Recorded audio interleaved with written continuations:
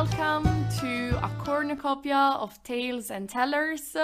I'm Simona, and today we are joined by our co-host and guest, Alan. Hello, Alan. Hello, Simona. How are you? I'm good, thank you. And you?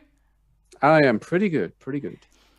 Great. So today Alan will tell us something about himself, and then he has a story to tell us. So Alan, can you tell us something about yourself? Who is Alan in a nutshell? In a nutshell. So I am from the Glens of Antrim in the north of Ireland, and I've had a sort of passing interest in stories all my life because, well, in Ireland we have this sort of amazing back catalogue of mythology and tales. And then once I became an English teacher, once upon a time, and over time I've sort of forced more, not forced, but I've definitely brought in more literature, stories, and storytelling into the classroom. Um, it just so happens that I'm also an English teacher as opposed to now a storyteller. But there's that's sort of a happy coincidence because I can do both in the same place, which is it's great fun. It's good crack. Great. So, how did you get into storytelling? Was there something particular? How did you start telling stories? It's sort of a cross between by chance and with being an English teacher. With like in every young learner books, there's always like very similar stories. There's always the Pied Piper or Stone Soup, which is a really common story in the ELT textbooks. But it was sort of that plus a mix of. I think we had a discussion maybe about a year ago about the first ever story that we remember. And funnily enough, I still remember the first ever tale where it was like a creation story. I'm 99% sure it was by Liz Weir, who came into our primary school and told the story of how the parrot got its colors.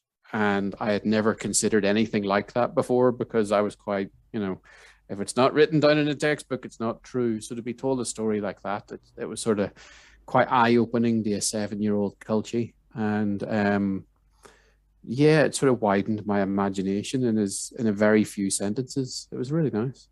That's great. I didn't know about this experience of yours.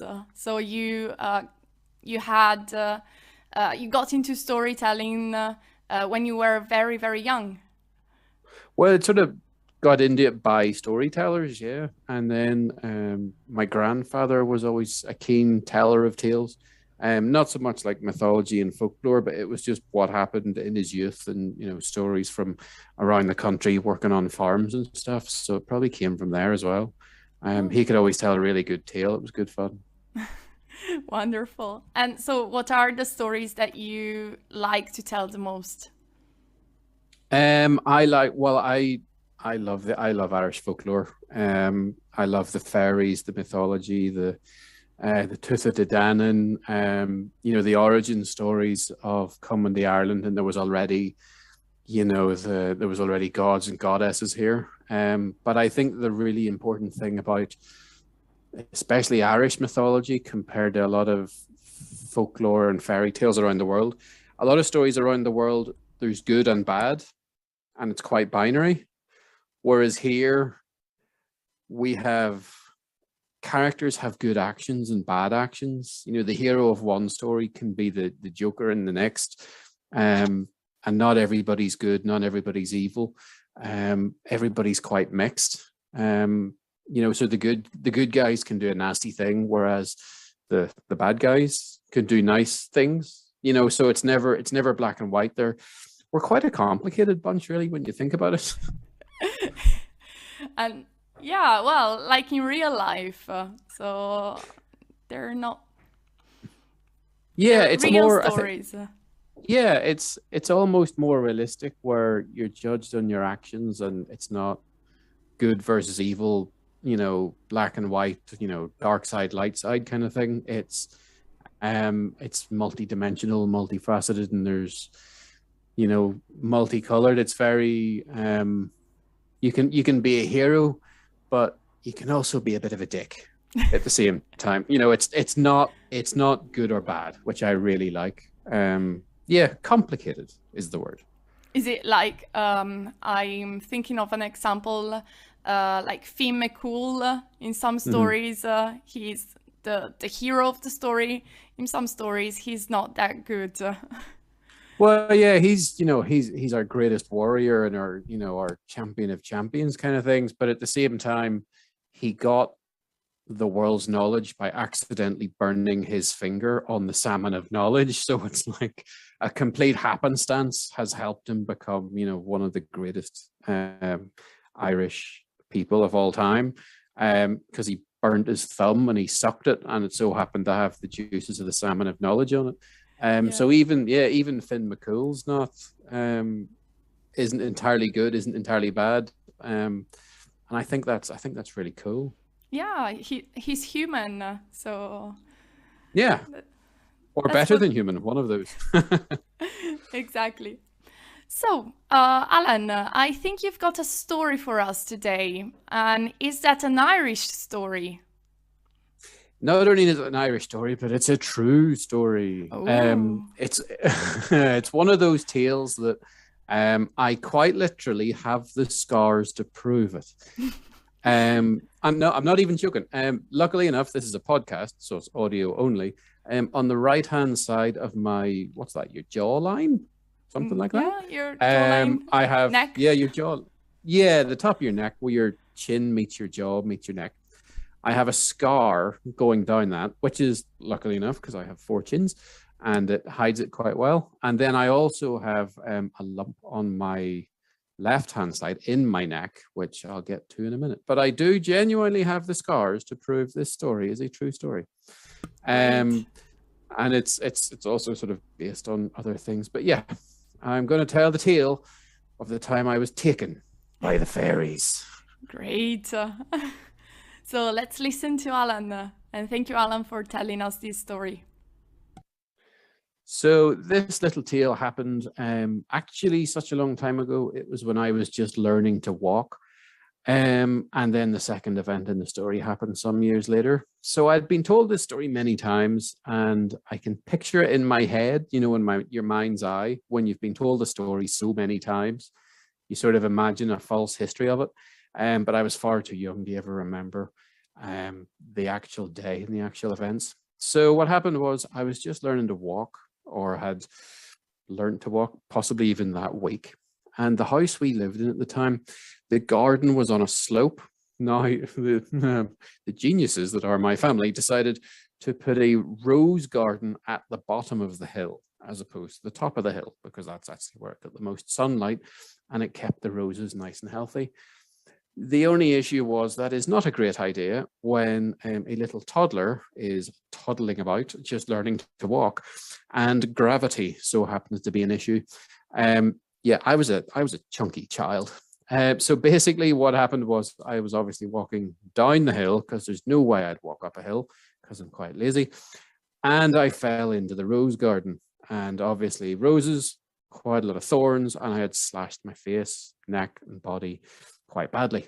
So I was rushed to hospital by my parents. But the problem was there so happened to be quite a major car crash that day.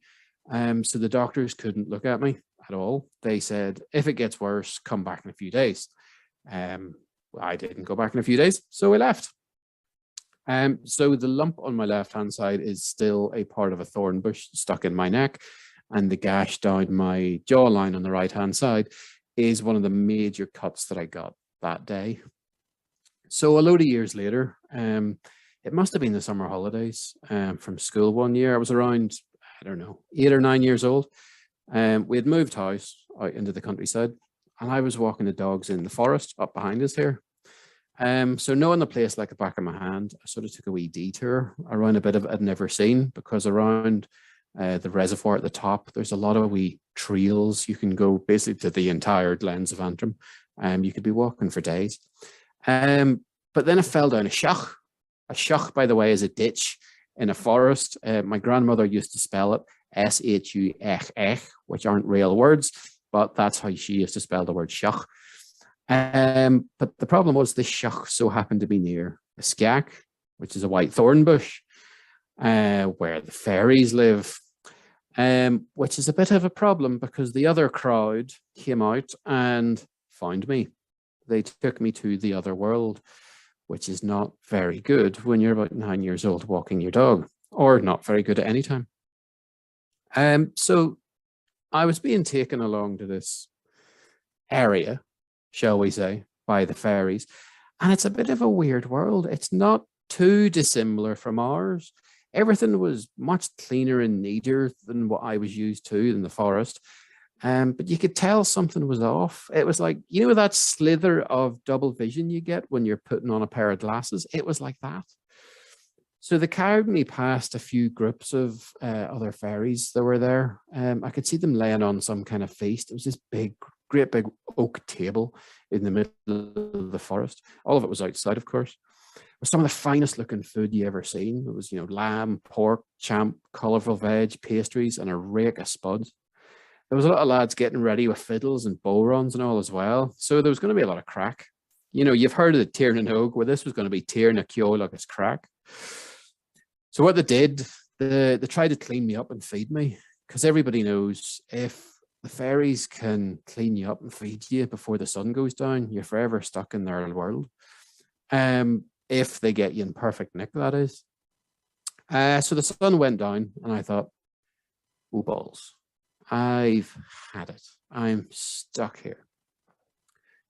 And as the last slither of the light just disappeared over the horizon, up to the glens, everybody disappeared. And there's me standing in the middle of the shach with the moon coming out and two very confused and hungry dogs barking at me as if they'd been waiting on me for a couple of hours. And I looked down at myself and I'm clean as a whistle. You wouldn't have thought I'd fallen into the shach at all. So I take the dogs home and there's me thinking, geez, I'm in some kind of trouble here. I've been away for hours. Like, I only left at lunchtime. So I get home and my ma was panicking, wonder if it's really me or if it was a fairy shapeshifter who'd taken my place, you know, because that's what happens. And then my dad comes over and he starts poking my neck and he goes, aye, there it is. And he spots that wee lump on my left-hand side of the neck and he spots that gash I have down the right-hand jawline. And he knew instantly that thorn stuck in my neck is what saved me that day. So I never ended up going back to the fairies and I stayed well clear of them ever since. But what they don't know, and I do know, is they can never take me to their world unless they feed me, of course. Then I'm in real trouble. That's a great story, Alan. So the thorn saved your life. Exactly, and I still have the injuries to prove it as well. Yeah, that's great. So they washed you, they cleaned you in the fairy world, but they couldn't get the thorn out. So what happens in the fairy world is if the fairies can clean a person perfectly to turn them into a perfect specimen, because as everybody knows, the fairies are actually the Tuatha De Danann, the gods who have since moved to the underworld. So they want perfect specimens to join them, basically. So the common thing is if you are offered a drink or some water or some food by the fairies, that goes into your body and therefore they become a part of you, so you're stuck there. But what they also try to do, especially with young ones, is if they can clean you up and, you know, get rid of all your cuts and bruises and maybe broken bones or whatever, they can make you one of them before the sun goes down. But they never spotted the thorn I have in my neck. They didn't know about it, and they had no way of knowing that it was there. So that's what saved me in the end. Clumsiness as a toddler. Who knew? That's great. And what did you tell your parents when you got home? Oh no, that doesn't happen in Ireland. I get slapped silly for missing my dinner that day. The dogs needed fed, the other animals needed put in for the night. That was great, Alan. Thank you very much for telling us this tale. Well, thank you everybody for listening anyway. I hope you enjoyed it. Yeah, I'm sure they did. And thank you very much, Alan, for being with us and for answering our questions and for the lovely tale. And thank you, everybody, for listening to us. and we'll be back soon with another episode.